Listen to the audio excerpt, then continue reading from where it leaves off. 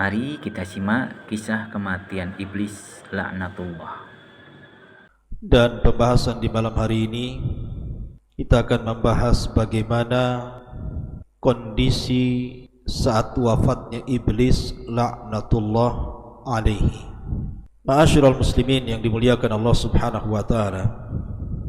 Kita tahu bahwa iblis adalah musuh kita semuanya. Sejak Adam diciptakan, kemudian Allah Subhanahu wa taala merintahkan iblis untuk sujud kepada Adam, dan iblis pun menolak. Sehingga Allah Subhanahu wa taala katakan, "Ma mana'aka an tasjuda lima khalaqtu biyadi." Apa yang mencegahmu wahai iblis untuk sujud kepada makhluk yang aku ciptakan dengan tanganku? Maka iblis kemudian mengatakan, "Ana khairu minhu, khalaqtani min nar wa khalaqtahu min tin." Karena aku lebih baik, aku diciptakan dari api sementara kau ciptakan dia dari tanah. Sejak itulah maka permusuhan iblis dengan Adam dan anak cucunya akan terus berlangsung sampai hari ini, bahkan sampai kiamat dibangkitkan. Bahkan diriwayatkan oleh Abdullah ibn Ahmad di dalam Zawaid Az-Zuhdi dari Salam ibn Miskin, dia mengatakan, Su'ila al-Hasan, maksudnya Hasan al-Basri rahimahullahu ta'ala, "Ya Aba Sa'id, hal yanamu iblis?" Wahai Aba Sa'id, maksudnya di sini kunyah Hasan al-Basri rahimahullahu ta'ala, pemimpin para tabi'in, apakah iblis itu tidur sama dengan kita manusia? Maka Hasan al-Basri mengatakan, "Lau nama lawajadna lidzalika roha." Sekiranya iblis itu tidur, tentu kita akan beristirahat walaupun sejenak. Artinya menurut Hasan al-Basri rahimahullahu ta'ala, bahwa iblis itu tidak tidur. Di antara dalil yang menunjukkan bahwa iblis itu tidak tidur adalah hadis yang dikeluarkan Imam Ahmad dari Jabir ibn Abdullah radhiyallahu an, Nabi sallallahu alaihi wasallam bersabda bahwa singgasana iblis itu berada di tengah lautan, dan iblis setiap hari, bahkan setiap waktu, mengutus sarayahu, tentara-tentaranya, yaftatinuna nas, mereka berusaha memfitnah manusia, fa'adhamuhum indahu manzilatan a'dhamuhum fitnatan linnas, dan pasukan yang dianggap mulia di mata iblis adalah yang paling besar fitnahnya bagi manusia. Maka setiap waktu iblis memanggil tentaranya dan mengatakan, "Apa yang sudah kau lakukan kepada manusia?" Maka pasukannya mengatakan, "Fa'altu kadza wa kadza," aku sudah melakukan ini dan itu. Aku sudah menggoda si fulan sehingga meninggalkan salat. Aku sudah menggoda si fulan sehingga meninggalkan puasa Ramadan. Aku sudah menggoda si fulan sehingga dia tidak haji, dan begitu seterusnya. Tiba-tiba iblis mengatakan, "Ma sana'ta syai'an," kau belum melakukan apapun. Tiba-tiba kemudian datang satu tentaranya dan mengatakan, "Qad farraqtu baina ar-rajuli wa baina imratihi," aku sudah membuat antara suami istri bercerai-berai. Maka tiba-tiba iblis kemudian berdiri, mengambil hadiah berupa piala di kepala, kemudian dia pun mendekati orang itu dan meletakkan piala di atas kepalanya dan mengatakan, "Ni'ma anta," sebaik-baik pasukan yang kukirim adalah dirimu. Artinya bahwa iblis tidak tidur, terus saja dia mengutus pasukan. Makanya menurut pendapat Hasan al-Basri, "Lau nama lawajadna lidzalika roha." Kalau seandainya iblis itu tidur, tentu kami akan mendapatkan istirahat walaupun sesaat. Walaupun pendapat ini ada yang membantah, karena tidak tidur dan tidak mengantuk itu adalah sifat Allah Azza wa Jalla. La ta'khudhuhu sinatun wala naum. Tetapi ini masalah khilaf di antara para ulama, wallahu a'lam. Tapi yang jelas bahwa iblis sebisa mungkin dengan berbagai macam cara, metode, dengan mengerahkan seluruh pasukannya menggoda kita anak Adam supaya menjadi pengikutnya dan sama-sama masuk ke dalam jahannam, na'udzubillah. Ma'asyiral muslimin yang dimuliakan Allah Subhanahu wa ta'ala. Tetapi bedanya iblis dengan kita, kalau iblis itu diberikan oleh Allah Subhanahu wa ta'ala tangguhan usia karena dia sendiri yang meminta kepada Allah Azza wa Jalla, "Fa'angdirni ila yaumi yub'atsun," tangguhkan diriku sampai pada hari dibangkitkan manusia, dibangkitkan kiamat ini kepada manusia. Maka Allah Subhanahu wa ta'ala mengatakan, "Innaka minal mundharin," kalau begitu engkau termasuk orang-orang yang ditangguhkan. Artinya iblis diberikan oleh Allah Azza wa Jal usia yang panjang sekali. Berbeda dengan Adam dan anak turunannya, dibatasi usianya. Ma'asyiral muslimin yang dimuliakan Allah Azza wa Jal. Lalu bagaimana iblis mati? Kapan dia mati? Bagaimana kondisi dia mati? Bagaimana malaikat maut mencabut nyawanya? Bagaimana dia merasakan kematiannya? Ma'asyiral muslimin yang dimuliakan Allah Azza wa Jal. Ahnaf ibn Qais suatu ketika datang ke kota Madinah. Dia hendak menemui Umar bin Khattab radhiyallahu anhu. Tiba-tiba dia melihat ada halaqah yang sangat besar, banyak orang yang duduk di situ. Ternyata di halaqah itu yang sedang berbicara adalah Ka'ab al-Akhbar, sedang berbicara di hadapan manusia. Maka Ahnaf ibn Qais pun ikut duduk di halaqah itu.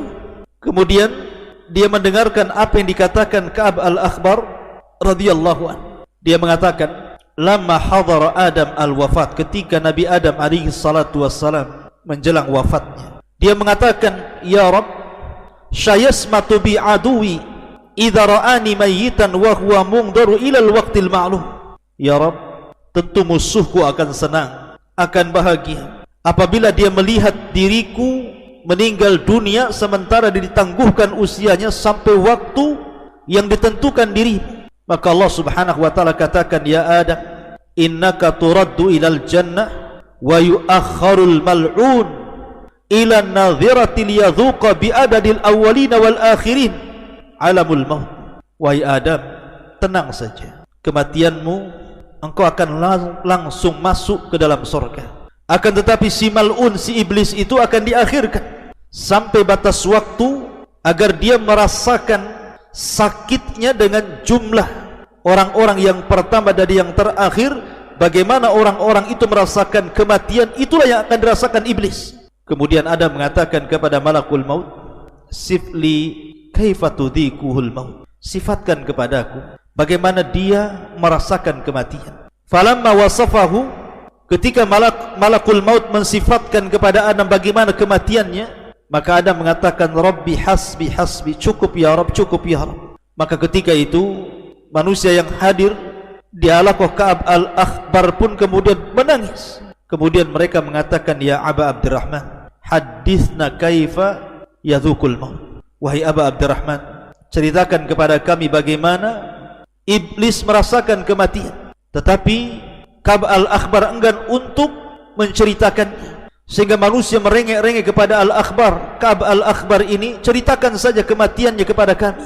Maka dia pun menceritakan dan mengatakan, idza kana akhirud dunya wa qarubatin nafkhah fa idzan nasu qiyamun fi aswaqihim wa hum yatakhasamun wa yattajirun wa yatahaddatsun id bi haddatin azimatun yus'aku fiha nisfu khalaiq fala yafiquna minha miqdara thalathati ayyam wa nisful baqi minan nas tadhalu ukuluhum fayabkuna madhushina qiyaman ala arjulihim kal ghanami al fazi'ati hina tarassabuan. Kata beliau, ma'asyiral muslimin yang dimuliakan Allah Azza wa Jalla, ketika dunia sudah berada di akhir-akhir dan tiupan sangkakala sudah dekat dan siap ditiupkan, tiba-tiba manusia, sebagian mereka sedang berdiri di pasar-pasar mereka, sebagian mereka sedang bertengkar, sebagian mereka sedang berjual beli, sebagian mereka sedang berbincang-bincang. Tiba-tiba kemudian mereka mendengar suara guntur yang menggelegar. Maka separuh dari makhluk pun pingsan, dan mereka tidak sadar kecuali setelah 3 hari. Dan sebagian manusia yang tidak pingsan, mereka bingung, mereka linglung, mereka berjalan ke sana kemari tidak jelas tujuan. Mereka ketakutan seperti kambing yang sangat ketakutan ketika melihat binatang buas. Lah ketika manusia sedang seperti ini, maka tiba-tiba mereka mendengar suara guntur di antara langit dan bumi, dan tidak ada satupun di permukaan bumi yang hidup kecuali Allah wafatkan. Maka ketika dunia sudah tidak ada lagi, fatafna dunia wala yabqa adamiyun wala jinniyun wala syaitanun wala wahsyun wala dabatun. Ketika dunia sudah hancur, tidak ada yang hidup, apakah Bani Adam, apakah kalangan jin dan syaitan, apakah kalangan binatang-binatang baik buas ataupun binatang-binatang jinak, semua sudah mati. Maka tiba-tiba iblis, dia masih hidup, karena dia tidak dicabut nyawanya kecuali sampai waktu yang ditentukan Allah Subhanahu wa ta'ala. Apa yang terjadi dengan iblis? Maka Allah Subhanahu wa ta'ala berfirman kepada malakul maut dan mengatakan, wa inni khalaqtu laka bi'adadil awwalina wal akhirina a'wana wa ja'altu fika quwwata ahlis samawati wal ardi wa inni ulbisuka al-yawma athwatal ghadabi was sakhati kulliha fa'anzil bi sakhati wa ghadabi ila mal'uni iblis fa'adhiqhul mauta wahmil alaihi minal mauti mararatal awwalina wal akhirina minal jinni wal insi adha'afan mudha'afa. Maka Allah katakan kepada malaikat maut, aku sudah ciptakan dirimu sebanyak orang yang pertama kali diciptakan dan yang terakhir diwafatkan sebagai pembantu-pembantumu, dan aku jadikan dirimu kekuatan yang melebihi kekuatan penduduk langit dan bumi, dan aku telah pakaikan kepadamu hari ini pakaian kemurkaan dan kemarahan. Maka turunlah dengan kemurkaanku, kemarahanku, temui si mal'un iblis itu, biar dia merasakan bagaimana sakitnya kematian. Angkatlah kepadanya, bawalah kepadanya kematian yang sangat menyakitkan, seperti sakitnya orang-orang yang pertama-tama dan orang-orang yang terakhir dari kalangan jin dan juga manusia saat kematian. Lipatkan rasa sakitnya kepadanya. Ma'asyiral muslimin yang dimuliakan Allah Subhanahu wa ta'ala. Kemudian Allah Subhanahu wa ta'ala memerintahkan malaikat maut untuk membawa malaikat Zabaniyah dan membawa rantai dari rantai-rantai neraka lahza. Kemudian wa anzi ruahul muntina bi sab'ina alfa kilabatin min kalalibil lahza, agar ruhnya dicabut dengan kalalib, besi-besi bengkok sebanyak 70.000 besi bengkok dari neraka lahza. Kemudian Allah Subhanahu wa ta'ala memerintahkan agar malaikat Malik membuka pintu-pintu neraka. Maka malaikat maut pun kemudian menemui iblis dalam bentuk aslinya di antara langit dan bumi, yang kalau seandainya penduduk bumi semuanya melihat bagaimana ngerinya malakul maut, tentu mereka akan meleleh saking takutnya melihat malakul maut. Maka ketika kemudian malakul maut mendatangi iblis, kemudian membentak iblis dan mengatakan, kif ya khabis, berhenti wahai khabis, mau kemana kau pergi? Maka kemudian iblis pun pura-pura pingsan. Kemudian dibentak lagi oleh malakul maut dan mengatakan, kif ya khabis, kif ya khabis, berhenti wahai khabis, sesungguhnya aku akan mencabut nyawamu dan kau akan merasakan pedihnya kematian. Maka iblis pun kemudian lari ke arah timur. Ternyata malaikat maut sudah ada di hadapannya.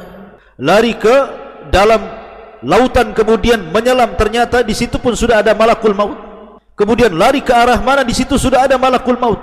Sampai ketika tidak ada tempat lagi untuk lari, maka dia pun sampai di kuburan Nabi Adam alaihi salatu wassalam. Ketika di depan kuburan Nabi Adam, dia mengatakan, ya Adam, wahai Adam, sebab dirimulah aku terlaknat. Duhai kiranya aku tidak tercipta sebagai iblis. Dia menyesal. Ma'asyiral muslimin yang dimuliakan Allah Subhanahu wa ta'ala. Maka iblis pun mengatakan kepada malakul maut sebelum dicabut nyawanya, wahai malakul maut, sekiranya kau cabut nyawaku, kira-kira minuman apa yang akan kau berikan kepadaku? Maka malakul maut mengatakan, engkau akan meminum dari air neraka lahza. Ma'asyiral muslimin yang dimuliakan Allah Azza wa Jalla, air neraka Saqar, air neraka Jahim, air neraka yang sangat panas berlipat-lipat. Maka mendengar hal itu iblis yatamarra, kemudian berguling-guling di tanah. Kemudian dia pun berteriak lagi. Kemudian dia berusaha lari ke arah timur dan barat, ke arah selatan dan utara, tapi tidak ada tempat. Kecuali ketika dia sampai ke tempat di mana Allah turunkan dia di bumi, maka malaikat maut pun kemudian mencabut nyawanya. Dan dia merasakan sakit, seolah-olah rasa sakit yang dikumpulkan dari setiap sakit manusia, jin, saat dicabut mulai dari yang pertama hidup sampai yang terakhir mati. Ma'asyiral muslimin yang dimuliakan Allah Subhanahu wa ta'ala, kisah ini terdapat dalam Tanbih Al-Ghafilin bi ahadits sayyidil anbiya'i wal mursalin dari Abi Lais As-Samarqandi Al-Hanafi yang wafat pada tahun 373 Hijriah. Akan tapi riwayat ini riwayat yang tidak ada sanad, riwayat yang tidak jelas sanadnya. Boleh jadi ini riwayat Israiliyat karena yang menghabarkanlah Ka'ab al-Akhbar, Dan Ka'b al-Akhbar ma'ruf, dahulunya seorang pendeta yang masuk Islam di zaman Khalifah Umar bin Khattab, sehingga banyak mengkisahkan tentang kisah-kisah Israiliyat. Artinya tidak bisa dijadikan hujah tentang kisah ini. Karena para ulama ketika mentafsirkan hadis, mentafsirkan Al-Quran ila yaumil waqtil ma'lum, bahwa iblis itu akan diwafatkan sampai waktu yang ditentukan. Sebagian mereka mengatakan bahwa hari itu adalah hari kebangkitan pada tiupan yang kedua, iblis baru diwafatkan. Ada juga yang mengatakan bahwa yang dimaksud ila yaumil waqtil ma'lum adalah pada tiupan yang pertama, dan ini yang sahih. Dan Allah Subhanahu wa taala serta Nabi SAW tidak menceritakan bagaimana wafatnya. Sebagaimana dijelaskan banyak ahli tafsir, di antaranya pendapat jumhurul ulama ketika mentafsirkan ila yaumil waqtil ma'lum ai ila nafkhatil ula, sampai kepada tiupan sangkakala yang pertama, ketika manusia dibinasakan, jin dibinasakan, malaikat juga dibinasakan, maka iblis juga dibinasakan. Lalu bagaimana wafatnya? Wallahu a'lam. Apakah seperti yang saya kisahkan tadi? Maka saya katakan kisah yang tadi saya ceritakan itu adalah kisah Israiliyat yang tidak bersanad. Maka kita katakan wallahu a'lam. Bagaimana wafatnya? Wallahu a'lam. Yang jelas Allah Subhanahu wa taala lebih paham dan lebih tahu bagaimana dia mencabut nyawa iblis laknatullah alaih. Wallahu a'lam bishawab. Subhanakallahumma bihamdika asyhadu an la ilaha illa anta astaghfiruka wa atubu ilaik. Allah